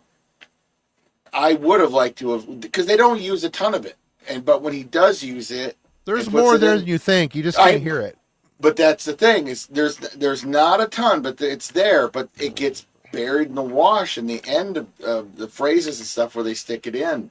And there's some other stuff. There's some like backing vocals and stuff that's really buried, really quiet. Yeah, and it's like, man, I just don't know why it would have made it so much more fuller than it was. I don't know. It's just not there. And overall, it's like, yeah, the production's clean and it's so listenable, and his vocal, everything's, oh God, it just good stuff. I can't stop listening to it. I'm going to end up listening to it on my way to work in the morning. It's a great record. And then I'm going to put it away. Enough's enough. I just want to put it away. I'm sick. I've listened to it so many times. Yeah, I have. Seriously, it's a couple times a day since last week. But, really, it's just the mix overall, and then I wish he would have used a little heavier guitar tone in some spots, but when the song comes into, when the songs come into their fullness, it all really buffs out and it's all kind of nice and heavy. It's just there are moments when it would have been, like when the guitar really stands, I was like, yeah, it would have been a little bit heavier guitar tone, a little bit more grit to it. But his lead tones are really good, and I mean, love overall, his lead tone. His yeah. lead tone has got the sparkle, like you like to say. Honestly, It's yeah, got the sparkle. Yeah. it actually really it got me thinking about my own today. Listening to that and then listening back to rehearsal tracks, and I'm like, God, my lead, that tone just sucks for leads, But it got me thinking about it, and but again, I would have really all these subtleties that are buried kind of in the back of all these tracks. I really would have liked to have heard them better. I was so sitting there the other night listening to it through my phone, and I had it kind of folded, and the way the speakers were sitting, it gave a really weird performance of it, and I was like, oh my God, I never noticed that before, like kind of buried in the background. So it's a good production for the record. There's just, I think that the mix overall I don't know, it just seems like they had some missteps there. Stuff got kind of pushed away that should have had a little bit more presence, I think. But otherwise, the songs present well and it sounds cool. For me, this album I think sounds really good. I think like it's accessible. The sound is accessible. It's modern. All the pillars that you need to make these songs in this band and this album sound the way it sounds are represented. It's all there. The TJ's points are completely valid. Listening to this on headphones, decent headphones, listening to them is like, okay, there's organ all over this thing. Not all over it, but it's a lot more pronounced and predominant than I even noticed. I didn't even know there was an organ on this, driving around listening to it in the car. But listening to it on headphones, I'm like, oh shit, there's a lot of synth and organ on here. I do wish that it was hair on my nose. It's sticking out. It's driving me crazy. I can't catch it. I can't see it. Anyway, I wish the synths were brought up a bit more. And TJ's right. The vocal, there's a lot of subtle vocal harmony, backing stuff going on. And it's so quiet. It's like it's almost not even there. In the car, driving around, listening to this on the CD in the car or on the stereo, I don't notice it. But on the headphones, I'm like, oh shit. I wish why not bring that up? Why wouldn't it wouldn't have stepped on anything? Guitar production, the only time I thought about this being, I wish it was a heavier sound, is like some of the palm muted crunches on the verses. I'm like, oh, it's in this context, it's kind of a weaker gain sound. But when he plays the chords out and it sounds completely fine. And I love the lead tone. The lead tone it's buttery. It's just a perfect lead tone. It needed to be, because a lot of these simplistic lead lines end up being the hooks of the song. It's important. If it sounded like mush or too shrill or this or that, I think it would have stepped on the overall effect what the band was going for. But as it is, if you were to take away the little things that could have been louder in the mix, the drums, they don't bother me. When I first listened to this album, I'm like, I wonder if these are programmed or, drum kit, superior drummer, whatever. I come from a land of no drummers, so we had to use drum machines back in my day. I'm not offended by the sound of a drum machine, and especially if it's programmed well. But this is, obviously drum software nowadays is insanely mind-blowing what you can do. Again, and if it is come from that source, it's all more mad scientist stuff to me. I respect even more. He had his hands on every aspect of the music of this album, which to me, he just knew what he wanted and he completely nailed it. Let's talk about least favorite songs. Logan, I'm going to go use the bathroom, so I'll be right back. All right. I got you. I'm not pouring a beer this time. I can handle it. Let's see. There are some true gems of just great songs on here. There's a 10 out of 10 track, actually, that I kind of want to open up talking about. Tithe, the money song. That song is where the money is at on this album. That is definitely like the best song on the album. The verses leading up to the riff, how it goes from fast to slow, and it's just like a fist pumping anthem, with your wallet in hand, of course, outstretched, ready to donate at least 10%. Yeah, it's probably one of the best tracks I've heard in a bit, I would say, which is kind of saying a lot. It's a great song. I think the other favorite of mine is The Feast, track 3, I believe. As I said, that's the track that has like the chemist opening, and that is actually the song where like the lyrical content of this album kind of first started to click. It kind of comes from the perspective of I guess it sounds like someone trying to maybe turn away from the faith, or someone trying to not be a part of it, or if you're encountering someone in your life who's not worshiping at the Conduit's, every word. This is when you say that, I still love you, but I have to love you from afar, and I'll send, my thoughts and prayers with you. And there's only so many seats at the feast, so we got to make sure that there's, enough for the worthy. And it's definitely where the certain themes kind of set in, and it's just piousness personified, I feel like, is that song. So I definitely could relate heavily to The Feast. The other highlight for me is Total War. I don't know. I don't think that's like the full name of it. It's got like that's the in parentheses Mind, song. Body, and Soul. Thank Yeah. you. Yeah. That's the other one where like the lyrics of it really hit, and that's the sinister one where let me see if I can find it. Yeah. Don't let them in to touch your brain. Don't let them tell you what is, sane. Yeah. Be ready to cut some ties in your life if you need, to stick on the path and to follow the Reverend's voice. And it's got a bit more of an upbeat intensity too, while still sounding relatively positive. Like, of course you should make the sacrifice, and of course you should follow the word of the Reverend and everything. So yeah. Then I want to say there are no necessarily bad songs, because I think they all add up to the whole and the concept and overall feel of the album. So I don't think I would necessarily cut any.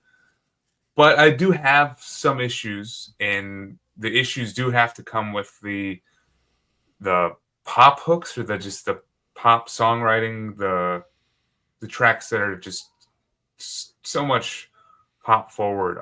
The main one is The Flood. I understand that's I understand. Hold on. Yeah, I am dead inside is what I am. That's yeah. I don't want to ruin it for you, Marty, but I might. Hold on a second. There. That's better. Kellen, did you have something to say next? Oh, sorry. What the fuck, dude? Well, I'm about You've got a load of I hate God sludge shit in That's your ears after that. exactly what it is. I hate to do this. I really hate to do it. By the way, that's the best song on the album. Anyway, go ahead. Continue with your. It is not. Tithe is the best song on the album. It's got like the heavy metal charge and chug. Do you know what this song makes me think of? It's gonna ruin it. Ed Sheeran. I hear Ed Sheeran during the. I don't listen to Ed Sheeran because I'm a man. I'm a man. You're fucking lucky, Marty. I was cursed to be a summer lifeguard. Who's heard Ed Sheeran? I've heard Ed Sheeran. I know what he looks like. I mean, yeah, but Yeah, if Fail. you watch TV Fail, for 1 Logan. minute, you'll hear it. Ed Sheeran. Oh yeah. It happens. There's this fucking Just crack open a Bud Light and accept your failure, buddy.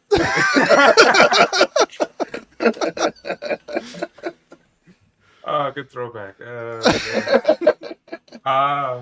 Good Lord. Yeah, I fail. The under the conduit's eye. Amen. I failed. The other songs don't quite click. Like Tap the Conduit to me is not quite as interesting, as others, or doesn't just stay as strong in my mind throughout this 10-song album. And then finally the instrumental, I appreciate it for like kind of the funny, the silent reflection, and it's the heaviest song on the album. I appreciate that kind of joke. It's just a 5.5 minutes. I don't know if it had to be that long, or that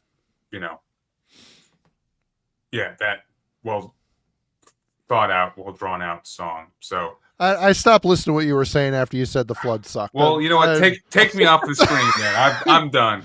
Jesus Christ. Are you done? Okay. Oh yeah. Yeah, you're done. You were done about 5 minutes ago. Okay. What's up, Kellen? Okay, so the opener, Leave a Little Room. I think that is a great glimpse into what this band is. Like it begins this record. It's a great like introduction to the band. If you have no idea what they're going on, when I first heard him towards like I don't know, it's like almost halfway or a little bit past halfway, do that super fast, Leave a Little Room, little room.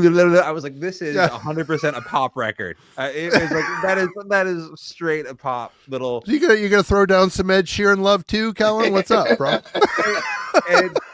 So it's turning your metal card night here on Heavy Metal. Apparently, you picked this album.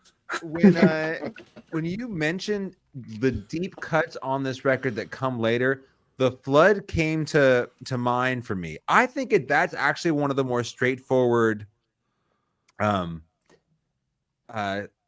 better vocal performances, and I don't hear Logan's Ed Sheeran reference there. I actually thought that was a little bit more of like a straightforward sort of power metal kind of track there. One of his better songs, and the thing is, like, I don't hear that pop. It's what I would say, to be more specific, one of the better metal vocals on this record. I guess that's the one way to distinguish it versus some of the criticisms that I will have later. I think that one's a little bit more straightforward. The closer to me, so the Fear and Trembling, Mind, Body, and Soul that Logan referenced, and Dear Reverend, the closer here, all of those are much more like straightforward sort of European double bass rolling power metal tracks. Yeah. So I think that they're actually solid metal songs. To the point though, for me, why I like Tithe, it's the vocal inflection before we get to the chorus. My children, he like takes a step up there before we get into the heavier, slower like riff part. And I think it shows like a greater sort of confidence and like a more traditional metal vocal. I guess that's the one thing I would say is like, I love that moment because it feels like he's just he knows how to sort of ramp up the vocal line before it descends into the chorus. So cool moment on this record. The part that I always am like, God, man, this is painful. Is the third track, The Feast, because the way the vocal inflection, and as hard as I tried to win the war in my mind, I couldn't leave you to die, and so I opened the door. Like that, every time I hear that, I'm like, God, this is it's really... the 70s, bro. It's the 70s. That whole phrase is there. Carpenters. It's 2025 now, Marty. Carpenters. It's not Ed fucking Sheeran. That's not how he does it. I think it's just pop. I think it's Yes, it is. pop line. I mean, it's that like when he dips into that vocal range, I sort of recoil because it doesn't work for me. It doesn't mesh. Like why I like The Flood is like you get a vocal performance there that feels built well within a heavy metal record. Oh, so when he dips into the sort of 70s pop thing, like it for some people are absolutely going to love it, and I hope it makes this band billions of dollars. But for me, I just like, man, this does not work, and it feels like it belongs in a different kind of genre. It happened in this a few times, but like there were several points where I was driving around with this record, and I was like, what is pissing me off about this album? And it's like, oh, it's this moment. It's this vocal like attempt where he delves into this range where it just does not sit well with me. And that's like the one track where I feel it's distilled in a way where I will cast it aside and be like, yeah, I can't do this one with this one. Jim? here comes the flood. Here Push comes that the up there. flood. Push that button again, Marty. Let me get my finger ready. Kellen, 100%, man. The Feast, drives me nuts, man. Bah. And Bah. that is the song that I've got the face sticking the tongue out. We'll send our drawing love down my notes. from the feast. Exactly. And that right there, that Awesome. line, and like that right there, that line actually for me, Callan, it annoys me more than the build up. Like the build up, I don't like, but we'll send our love down from the beast. I mean, even though he's saying love down from the beast, which I It's love, feast, love from the feast. It's from the actually. beast. Is it beast or the feast? beast in the line. Is it? But Is it? which is a great line, but it's delivered with such a lilt that God, it drives me nuts, and it's a shame because I think like musically, It's feast, actually. It's right Feast. here. We'll send our love down from the feast to all the wretched men and beasts. well So that would be makes you. and that makes That would it be even you and less. Kellen. And now I like it even less. So, okay, way to go, guys. But you know, it's and that's when I was like, you know, that's where I wrote, you know, it's so happy it sounds like pop punk. I wrote that in my notes for this song. And I just can't get with it, man. You're not going to ruin this album for me. It's not going to happen. It's not happening. I Too think invested. that musically, like what's a shame about that on the feast, I think musically it's one of the better songs musically, but the vocals on that song just kill it for me. I like Kellen, like I dread it every time it came back around with the spins this week. I really don't like that one at all. That said, I completely agree with Logan. Tithe is awesome, man. Tithe has it's Heavy, a good groove. chorus. Yeah. The riffs are heavy, and I think it's the one song on the record where he sings from his diaphragm. He really belts it on the tithe, you know, and so we tithe, you know, just sacrifice our lives, you know. I mean, like it feels like real and legit. It feels metal, like you know, obviously the lyrics are funny, you know, like you know, give me all your money, you know, tithe. I think that's great, you know. That song I think for me is the best representation of the band. And if that, you know, the music is there across the whole record. I don't have any problems with the music on the album at all, but I think it really comes together musically and vocally right there. Like that is for me the best representation of the band. And when that song came on over the multiple spins through the past week, unlike The Feast, that particular song I was looking forward to. I enjoyed it every time. And I think it just really all comes together though on that one. I also like Mind, Body, and Soul, Total War, and that's the one, you know, where we talked about, you know, you'll lose touch with your family, you'll lose touch with your friends. I mean, you know, like I said, I that's exactly what cults are all about. I think it's cool to put that in there, and that one actually wrote in my notes. Kellen, you and I are like mind meld this week. I wrote deal like intro riff, and which is, you know, one of the reasons I like that song. And and then the riff, like it starts out like higher on the fret, like a Dio song. And then when the verses come in, it's like have the same kind of a riff, but they play it, you know, lower key. So it just sounds super heavy. It's a cool transition. And I think, again, this is one of the better vocal moments on there when they kind of do that sort of, you know, like they go halftime to the end of the song, and you know, under the conduit sign, amen, amen. I like that. I thought that was really cool. You know, it's still like very clean and sort of in the clouds kind of vocal, but at the same time, there's an earnestness there in his delivery. You know what I mean? That really kind of sucks you in, and you know, he kind of steps outside of just being like, you know, the preacher, and it sounds like someone who's like, you know, really feeling something and delivering like an emotional, you know, phrasing that you can kind of grasp onto. So that song right there is a close second for me. But yeah, the rest of the album, you know, I'm pretty kind of ambivalent for. You know, it you know, kind of doesn't really bother me either way. I do wish that like Leave a Little Room and Fear and Trembling were switched. I think Fear and Trembling is a faster, heavier, better intro to the song. I thought it was kind of a strange choice to start with something mid-tempo like Leave a Little Room. You know, and you know, even and the goofiness of Leave a Little Room, Leave a Little Room. You know, not it's so preposterous. It's cool they did it. You know, it's like it's awesome. It's because they did it. You know, I mean, hey, like I said before, kudos to them for being totally unique in their concept and their approach and all that. But, just because it's different, and I've said this many times before on the show, doesn't necessarily mean it's always great. I'm not saying it's bad. These guys aren't a bad band. Especially the music's really strong here. But not every unique idea is an awesome one. So, but yeah, man, I think, if you're out there and you're curious about this band, if you don't listen to anything else, just listen to Tithe, man. That song for me, super strong. Musically, vocally, lyrically, you'll get the concept. It's all right there. And do yourself a favor and skip the feast. TJ. Yeah, so I'm going to quote the Honorable Reverend right now to all these haters. And, the good Reverend says he's here to soothe. But what good does soothing do when you turn away from the truth? In truth, I should leave you to the soil.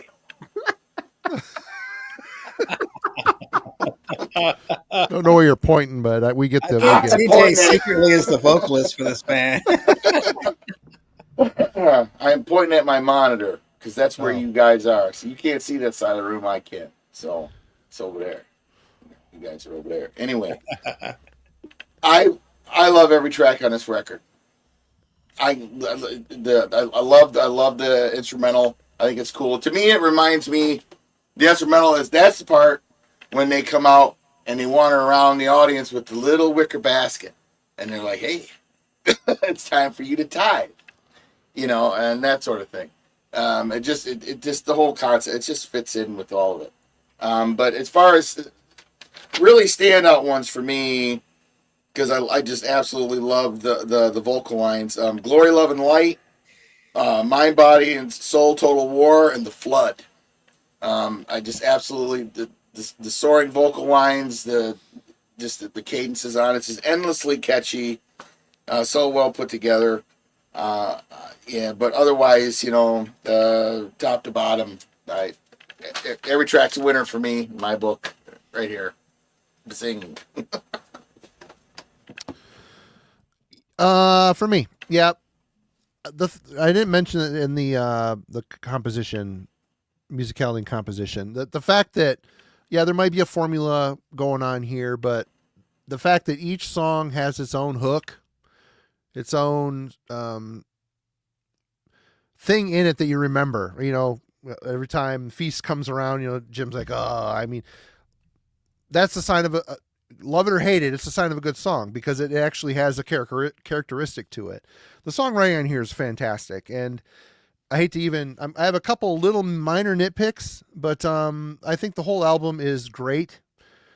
We'll go with the least favorite first. And I'm going to mention the instrumental, not because it's bad. It's just the fact that it doesn't have my favorite part of this album, the vocals on it. I wish there was. The Reverend contributed to that one, but still, it's a good heavy song. I really like it. The other song on here, Mind, Body, and Soul, Total War. I do like the song again. But I think out of the whole batch, it's the one that does not rely on an obvious hook. It has a cool cadence in the vocals. The music is more driving and dreary and it's kind of straightforward. Everything's in place. It works, but there's no particularly moving part on this one. But again, it's getting late in the album and you're thinking, are they running out of steam? But no, they come back with The Flood, which is, I cannot tell you how many times I've listened to this frickin' song. Every time this song comes up in the track listing, I skip back. This whole, though my bones may be heavy, though my heart may be weary, to rise from my bed and to lift up my head, it's an honor to walk this path with you. That whole frickin' line in the chorus is so great. Emotional. It's a very emotional song. I tend to like the slower songs on this record because the Reverend he can really pour some emotion into these vocal lines. And this is one of those songs.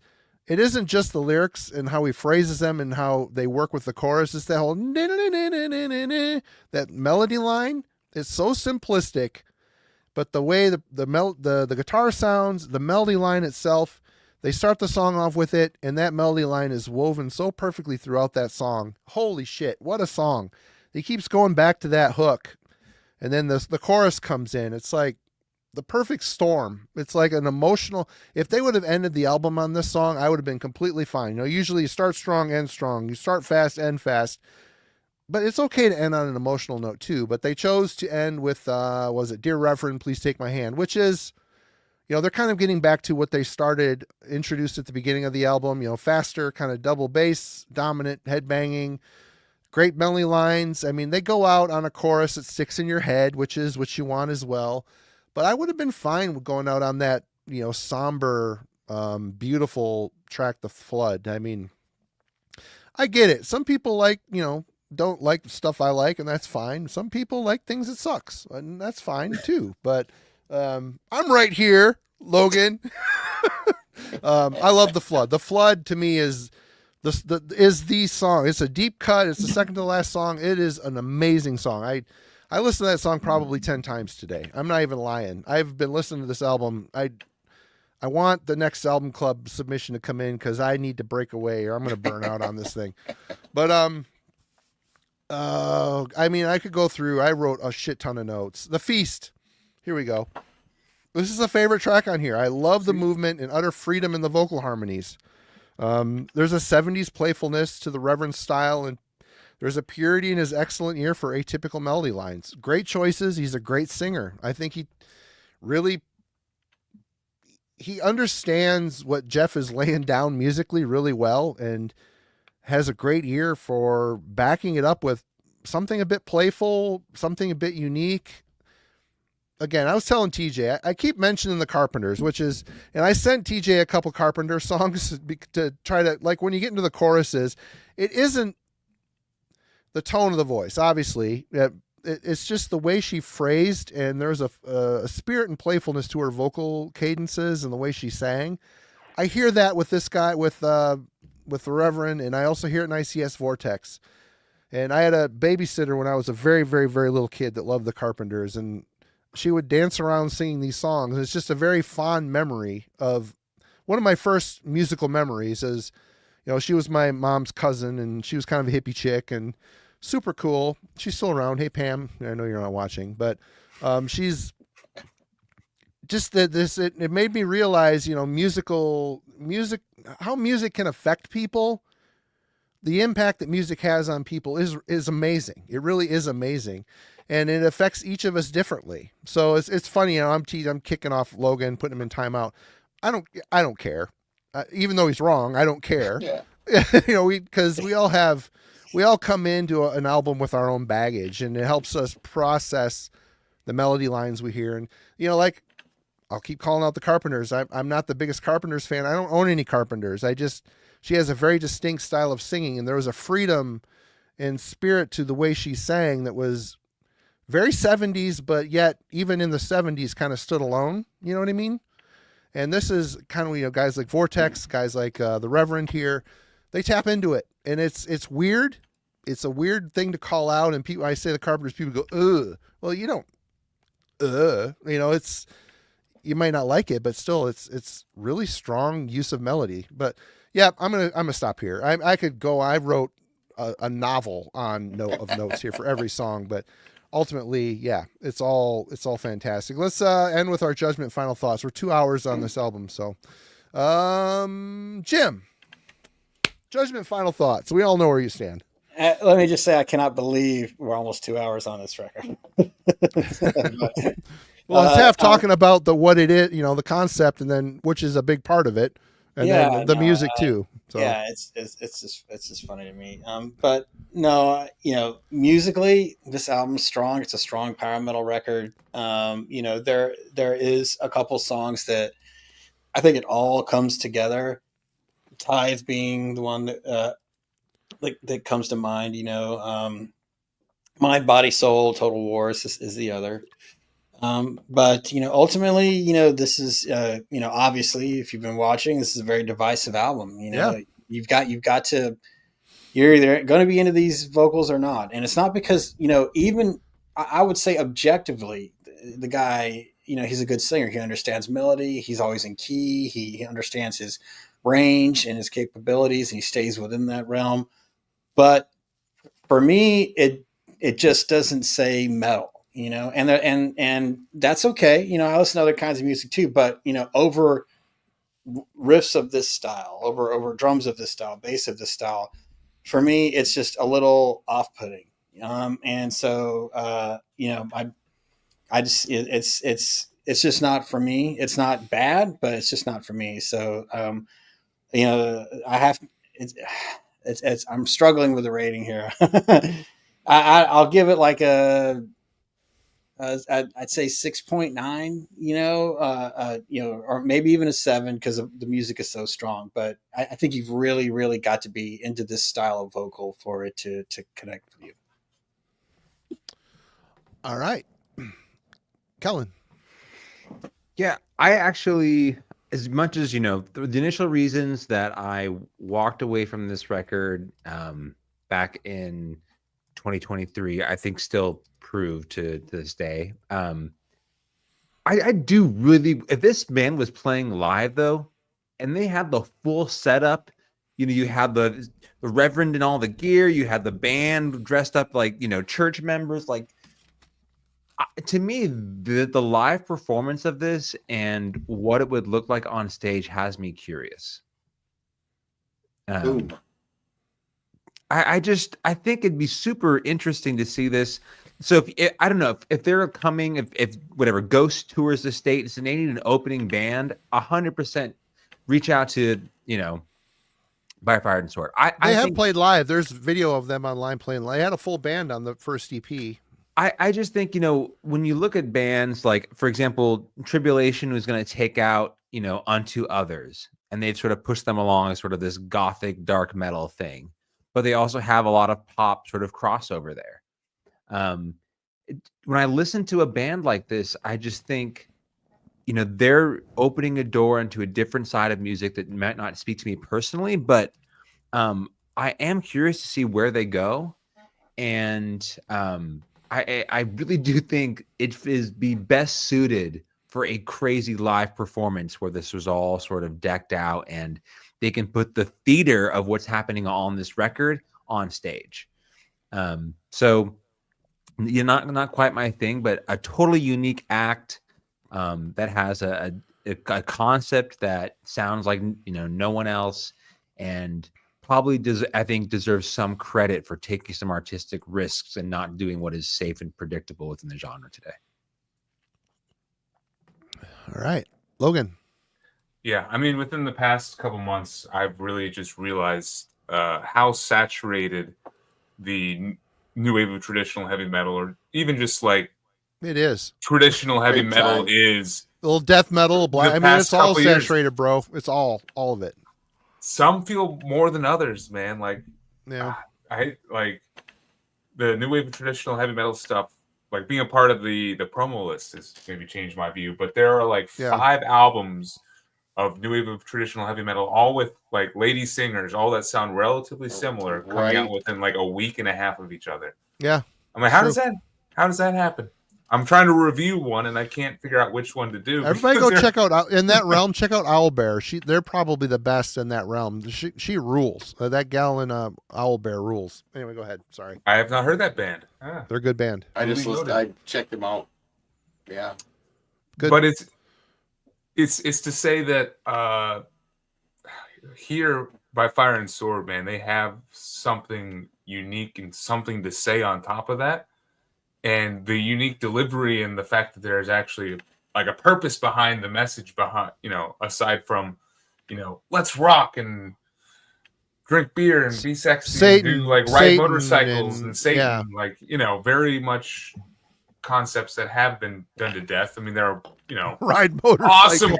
awesome concepts. Rule. I think Ryan sings about that. Yeah. Okay. I'm sorry. Whatever I called them, I forgot. I'm a little drunk at this point, so whatever. 2 hours of drinking. I thought you said Owl Bear, but I don't know. Did I say Owl Bear? I don't know. They're a Maybe good you band. said Owl Maiden. That's a good. I don't know. Cool I name. thought I said Owl Bear. Go ahead. I did.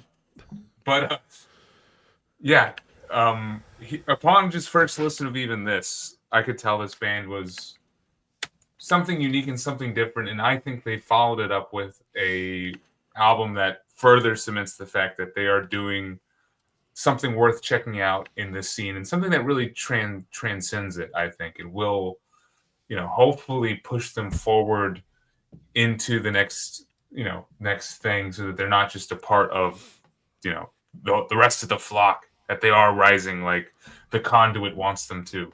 So I think that'll be determined probably on their next release. Like you said, Kellen, I'm very interested to see what this band does. I could see some potential being here. I think the message and the fact that the instrumentation is cohesive and impressive enough to back it up makes this a worthwhile listen. I do still have some trepidation about, certain songs on the album, as I mentioned. So, I think this is still something that I will pick up at some point and is worth owning and worth checking out if you're a fan of this scene and really just metal in general. For me, it's right at an 8 out of 10. I'll let you go last, TJ, since you picked it. I mean, I love this record. I love it. I think it's a great record. I think this is kind of one of those bummer deals for a band, because I don't really see how you follow a record up I don't see how you follow a record like this up. It's tough. It's so well written. They nailed the concept. They nailed the whole theme of it. The songs that's the most important thing. TJ said it before, and I agree with him 100%. I'm a sucker for an earworm, and every single one of these songs has that. And they do it without abandoning. Jim might disagree here a bit, but this is a metal band, but they're playing with accessible elements melody wise. I'm fine with that as long as they do it well and they still maintain their metal, and they do. I think they do. I think they maintain the metal spirit here. I love the fact that they're not. You can tell that the main songwriter behind this band, he probably has the chops to do more technical, crazy shit, but he chooses to just write good songs instead of super complexing, Portal type bullshit. It's actual songs that you can sit and listen to, and when it's done, hit play again and listen to it again. And when that's done, hit play and listen to it again. That to me is a great record, and I meant to spend equal time listening to the EP, because I've only spun this probably 3 or 4 times since I've got it. There's a lot of growth in the songwriting here. I don't know if it's because you got rid of some of the band members. You have more of a pure idea of what this band is at this point. But I kind of want to spend some more time with this to see. I liked it, but I think this is where the band became special. There's something special going on here. The voice, the Reverend's voice is very polarizing, as we've seen here tonight. But I love it, and I want more of it. So hopefully it keeps on rolling and they have some success with it. TJ, your thoughts? Well, I give the record a 9.5. I'm withholding 0.5 points because they haven't put out a new record. So once they put out a new one, I'll give them a 10 on this, if they ever put out another one. I really don't have much to add from what Marty said. I love this record. I kind of bonded with it conceptually, because there's an element to this that I identify with, on a personal level, not so much the tongue-in-cheek aspect of it, but, the shot, to me, it's like I said it on Discord. It's like, I feel like they're firing a shot across the bow of, the charlatans that go after people with legitimate faith. And, that's what this, and so, and I, I have a pretty deep and abiding contempt for televangelists.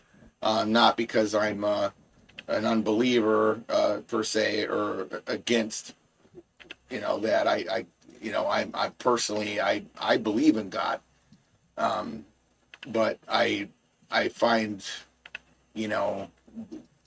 those people to be reprehensible, and And I'm always very supportive of people that work actively to bring people like, Jesse Duplantis or those types, Joel Osteen, bring them to bear for what they do.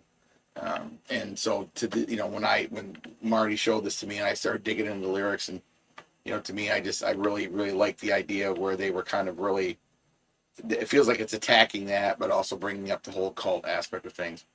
But all that aside, I absolutely love this record.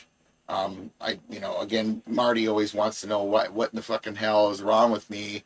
Why do I like this, but I don't like some other fucking shit? And I said, I can't. I'm not the only one that wonders what's wrong with you, by the way. I'm not the only one.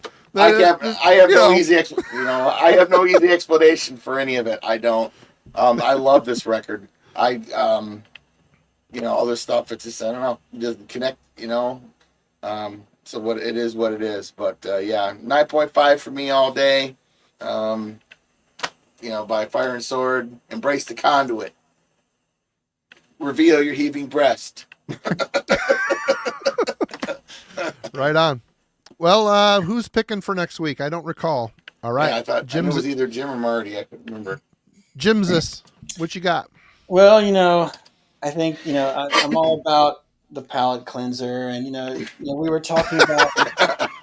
Oh no, not a black metal band. Logan was saying, Satan and beer and all those things. Like, it's riding motorcycles. It's never enough. Oh my God. We are listening to Destructor this week, my friends. Midwest metal. All the things. Okay.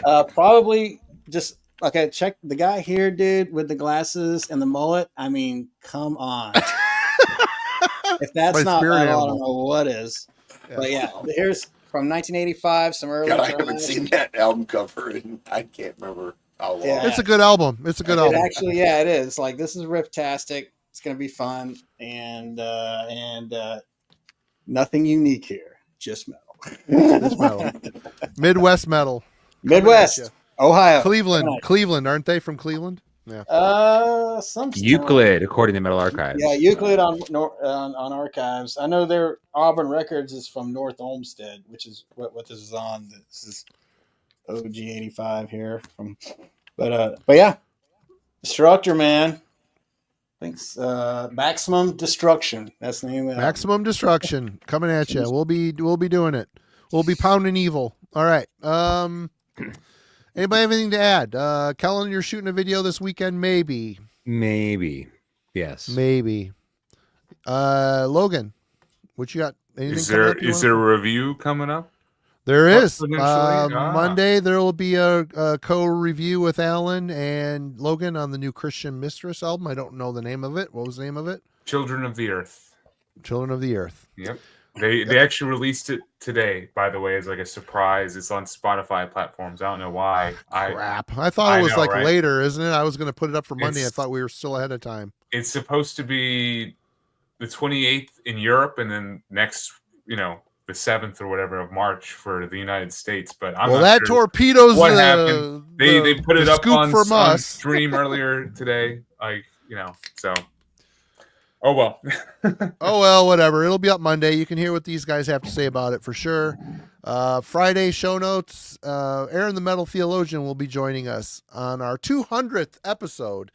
And why did we get Aaron the Metal Theologian? A, we love the guy. And B, he was our first guest when Alan and I started doing this as Heavy Metallurgy. So we thought for the 200th episode, it'd be fun to bring him back.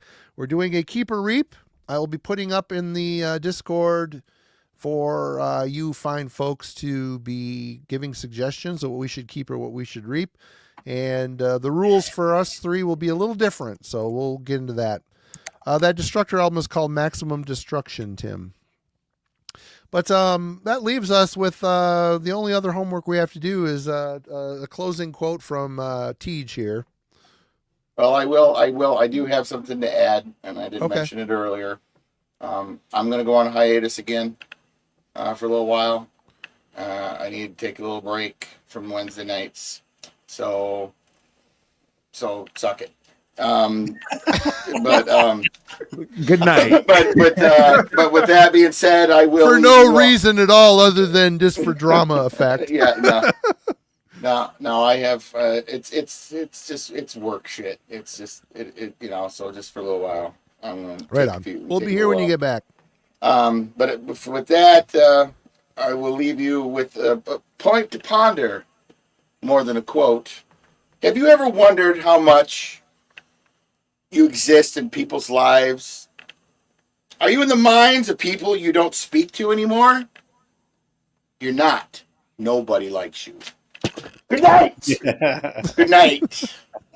Cheers, everyone. We'll see you Friday.